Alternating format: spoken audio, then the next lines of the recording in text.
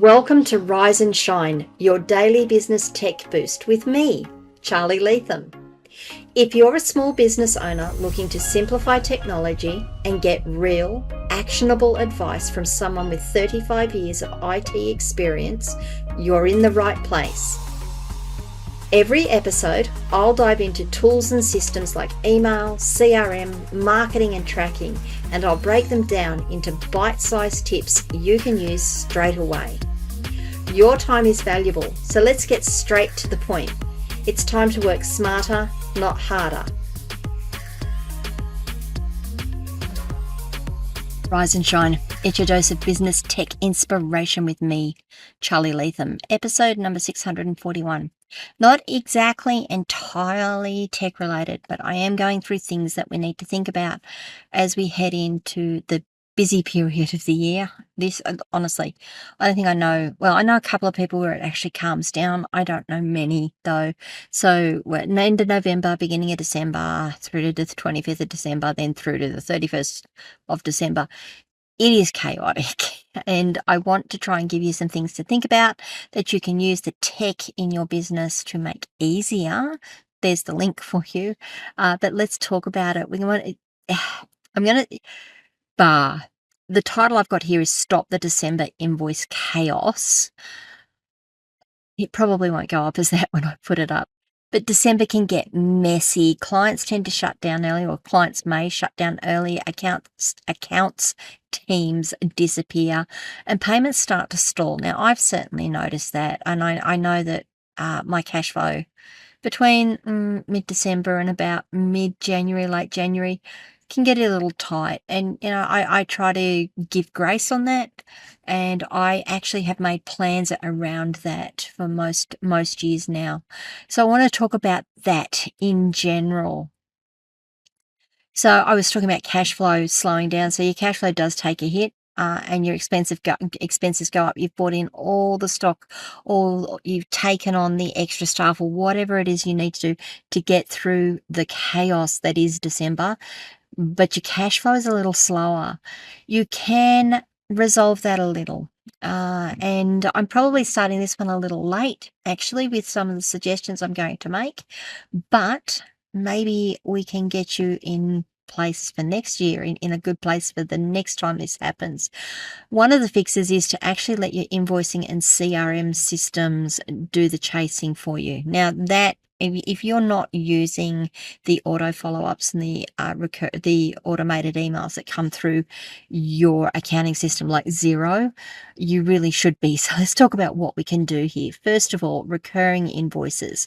You can recurring contracts. So your invoice goes out regularly. You can confirm dates and payment methods before before mid-month. So one of the things I try to do, depending on the client, but when we come up to this time of year, I tend to have these invoices go out a little earlier.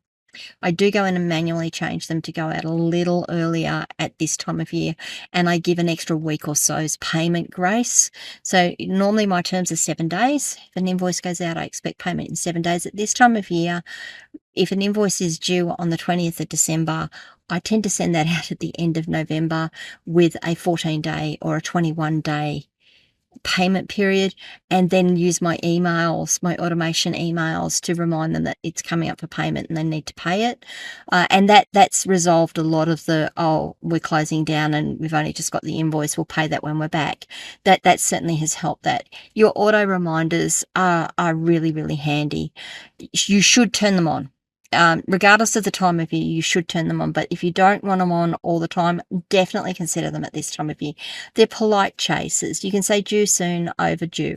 I've actually set up a series with a couple of my systems where I send out a notice a day before an invoice is due. Hey, just reminding you, this invoice is due for payment tomorrow. Just so that it's in there, it's in the head, it's in the inbox, it's come to the top of the inbox again. It's polite, and I actually get people coming back to say, yep, I've got it, I've just sent you the payment, thanks for the reminder. And then, I send one 7 days after. Hey, thanks so much. Really love being of service to you. I've noticed that this invoice hasn't been paid, or we don't seem to have payment for this. Seem to have payment for this invoice. The wording isn't exact, but yeah, I can't find it. Could you let me know if you've paid it? If you have, that's great. Just give me the details and I'll go chase it on my end. If you haven't, I'd really appreciate it if you could get that settled for me. So most CRMs and accounting tools have this. So if your accounting tool doesn't have it, consider using your CRM to do it. Using email systems is a little bit more difficult, but your CRMs can have automations in it to do that. So the auto reminders are really important. Partial payments or deposits. If you take upfront fees, get those on automations too, and set up holiday-friendly wording in your templates. Firm but kind, acknowledging shutdowns, acknowledging that it is this time of the year, that things might be a bit slower, but if you could just let me know. Be gracious, but also be firm when you're doing it, and use your systems to do these automations. I have found that these automations improved payment times dramatically, because, and this isn't anything like you think, oh, they're not paying the bill. It's not that they're not paying the bill, they've forgotten it's there. There's so much going on. Their inbox is so full, they've forgotten it's there. And when you send the reminder out saying, hey, just a reminder, this invoice needs paying, they go, that's right. And they go and pay it for you. So that's a really good one. Those automations, those recurring emails, those follow-up emails, they're really important. Sync everything that you can. Make sure your CRM and invoicing are talking to each other so you're not losing invoices, so that you can get those follow-ups done. If you export to Xero, QuickBooks, or Zoho Books, check connections haven't expired. So if you've got those automations between the systems, make sure they're still there. Make sure they're not going to expire while you're on holidays, because you would hate to have invoices go out and then those follow-ups not go out. Finally, do a check on the invoices that require payments before you finish up for the year. I wouldn't do it like the day you're going and send out messages saying, hey, notice it hasn't been paid. I would start now, and it's actually one of my performance tracking metrics, is that every day I've got to follow up my overdue accounts. I've got to follow up what's owing, make sure it's coming in, make sure I know when it's coming in, make sure I know what's due for payment. And that helps a lot, because it's just a churn. It just happens then, and it's part of your habits. Make sure also that you schedule things like thank you or happy holiday messages or Merry Christmas messages to your paying clients. It doubles as a subtle payment reminder, but also it's a way of saying thank you. Thank you for your clientele. Thank you for sticking with us throughout the year. It's a nice thing to do. Okay, so December, it doesn't mean you need to be chasing late payers. It doesn't mean that when you get back off holidays, you should have late payers there. You can use your automations to take a lot of that stress out of it for you, to take a lot of the, oh, I've got to send this email and I don't want it to come across as biting or nasty, or, I'm really tired. I just want to get my money paid. I just want to get the invoices paid. You can let your systems do it and enjoy your break, knowing that these things are going to be taken care of for you. And when you get back, you'll know what you need to follow up, and not, oh, I've got to find out what I've got to follow up on, and then I've got to check if something's been paid. It should all be automated for you. Let me know if that asks more questions than it answers. It probably does. Let me know if you've got your own processes in place to handle this. I'd love to know. I mean, honestly, I'm going from my years of experience. There is things that people come to me and say, hey, we do this. I'm like, cool, I didn't know that existed. Let me go and have a look at it, and I'll go and learn about it. So let me know what you do. Let me know what you found. Let me know anything that has tripped you up, and whether you've been able to resolve that, or whether it's still something that bugs you every now and again. You can do that in my community, askcharlyleetham.locals.com. I would love to host you over there. I'd love to have these types of conversations with people in my community. You do get to interact with me and, pick my brains if you want.